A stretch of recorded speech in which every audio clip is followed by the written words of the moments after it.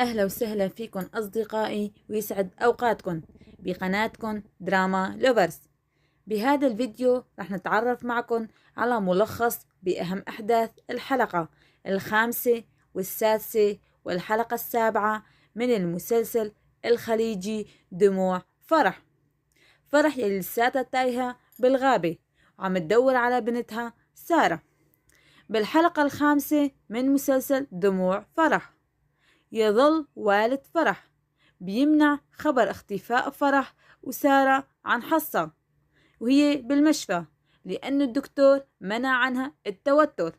لكن حصة وهي عم تشاهد الأخبار بالتلفاز بتكتشف الخبر اختفاء فرح وسارة بالغابة، بتنهار كتير وبتخاف. أما الزوجان الجورجيان فيبدأان بابتزاز والد فرح ويطلبان منه فدية مقابل أن سارة وفرح معهما.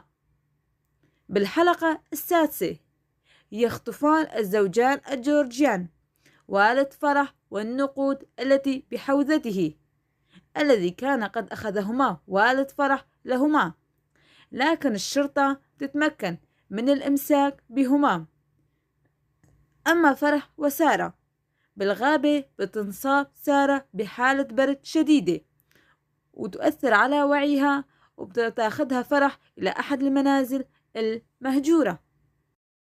أما بأحداث الحلقة السابعة بتتفاجأ فرح ببعض الأشخاص المجهولين يلي بيقتحموا المنزل المهجور حيث هي وسارة موجودين فيه، فبتهرب فرح مع ابنتها سارة للغابة وبيضلوا بالغابة مرة أخرى.